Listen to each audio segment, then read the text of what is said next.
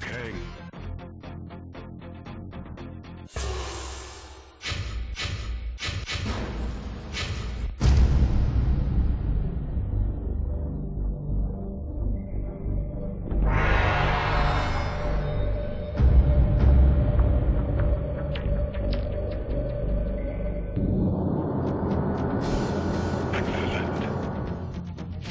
In 1992, Mortal Kombat changed the world of video gaming forever.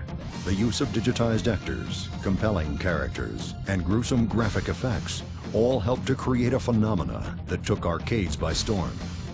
A lot of people don't realize that the game was originally meant to be, you know, a quick project. I think if Mortal Kombat did not have any blood in it, it probably wouldn't have had the kind of success it did. Fatality. Mortal Kombat 1 exceeded everybody's expectations. I don't think anybody was expecting it to be, you know, to become as big as it did.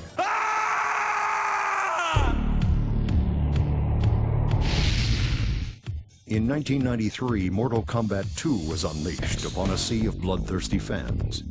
More characters, more moves, more blood. All of the fans of the first game had high expectations for the second one. Johnny Cage. You know, all eyes were on us, whereas before we kind of snuck up on everybody. But the fans would still not be satisfied.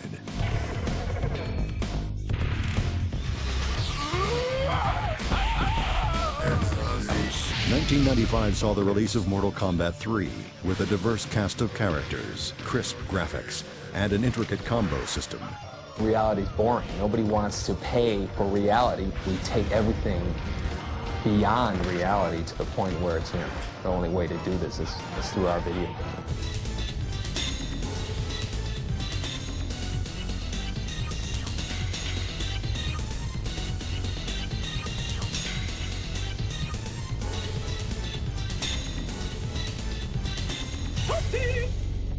Mortal Kombat was unstoppable.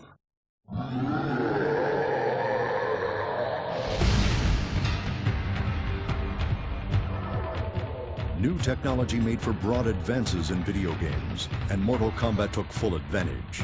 In 1998, Kombat, now in 3D, took on a whole new dimension. The Mortal Kombat 4 Road Tour is something that's never been done before in the video game world. I remember these big trucks driving around with Mortal Kombat 4 logo on them. MK4's release was again marked by controversy. It definitely wasn't the only game with that kind of violence and blood. There were games that actually surpassed it. It was just the only game that really was, you know, hugely popular and had the violence and blood. MK4 would be the last version of Mortal Kombat to be released in arcades, and fans eagerly awaited the series' next chapter on home systems.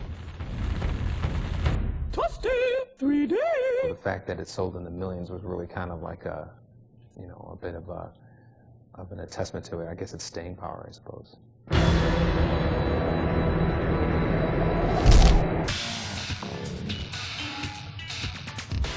Feeding off the power of next-generation systems, Mortal Kombat Deadly Alliance brought the franchise exclusively to home systems and expanded its mythology. This is easily the biggest production of all the Mortal Kombat games. You could take, you know, take the work of 3 of the previous games, put them together, and you have about what it took to make this game. We really wanted to make sure the martial arts was authentic in Deadly Alliance. In this game, we can make things look a little more real with the clavicles and neck bones that we didn't used to have in Mortal Kombat 4. The future for Mortal Kombat? I guess we'll have to wait and see. Now, waiting to be unleashed, Mortal Kombat Deception will deliver more of the carnage fans crave in 2004. 2 years ago, I was asked what the future of Mortal Kombat was. And at the time, I don't think I really was sure what Deception was going to be. Mortal Kombat Deception is by far the most ambitious Mortal Kombat we've ever done.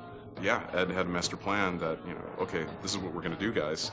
laid it all out. Mortal Kombat Deception is probably different in what we are defining this game to be. Our goal was to really do something unexpected, and that's really along the lines of these different gameplay modes. In Deception, I'm most excited about how many old characters we're bringing back. We're bringing back characters that people have been asking for quite a while now. But I think all the characters actually look better than ever. We learned a lot in DA. But I think a really, really cool difference is the online experience. The online thing brings back the arcade feel. This time you're playing against a real human being. I was part of the first Mortal Kombat 1, and back then there was just 4 of us. You know, it was 4 people that made Mortal Kombat 1 in less than a year. Now the team is just mammoth. It's necessary. Everybody on the team is needed. People have no idea how much effort goes into creating a video game in this day and age. The game now is so much deeper than, back then. This game is about a bunch of guys beating each other up, and magic, and monsters, and fun, excitement. I think Deception is a good indication of what we're going to be doing with Mortal Kombat in the future. It's kind of like the first step in many of expanding what Mortal Kombat means. Over the last decade, Mortal Kombat has become a legend in the arena of fighting games that will be here for years to come. Get over here!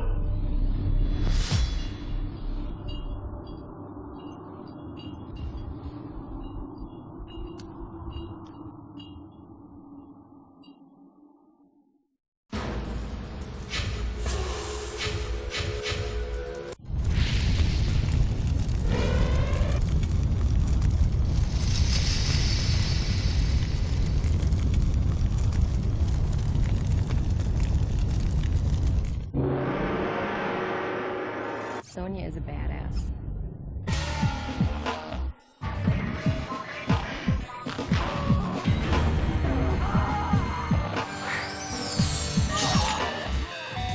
Kerri was easily one of the best people we've worked with in terms of actors playing the characters.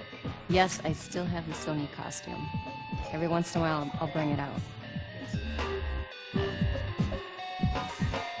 I'll absolutely see Sonya again in future Mortal Kombat games. I would love to play Sonya again.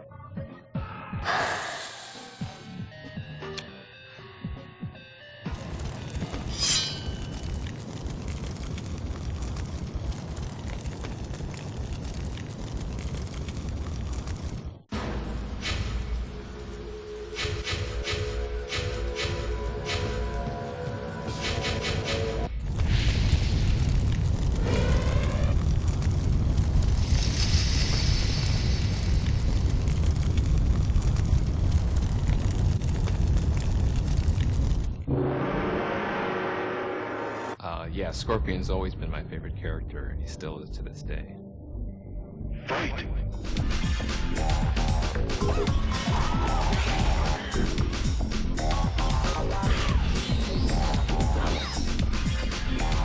Playing Scorpion's cool. I mean, you get to be kind of just a little bit crazy, a little bit nuts. It's like you're a ninja. How cool is that? I've played him in Sub-Zero mythologies. I did some motion capture for Scorpion, and I played him during some of our live events for Mortal Kombat. I am Scorpion.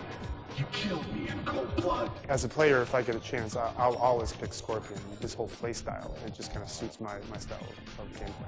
I'm proud to have been part of the Scorpion legacy throughout the years.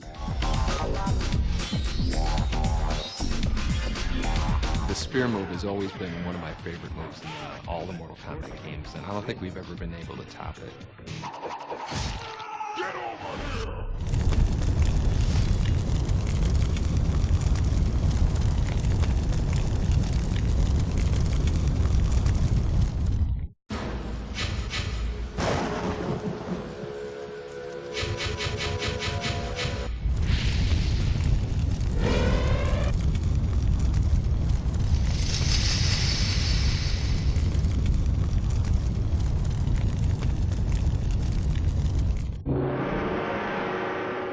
Sector and Cyrax were unique in that they were mechanical and they were robotic.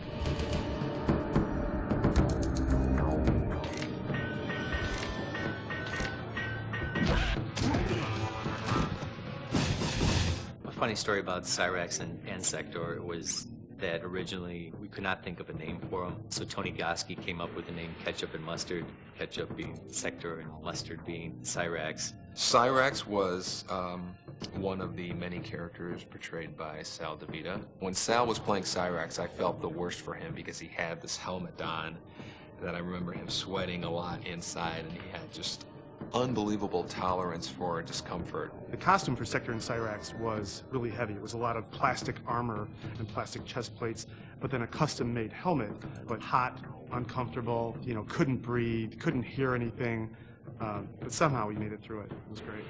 Cyrax always had a lot of cool moves, a lot of cool gadgets. His chest opens up and bombs come out, nets come out. In Deadly Alliance, he had one of my favorite fatalities with the big claw, slams the guy down.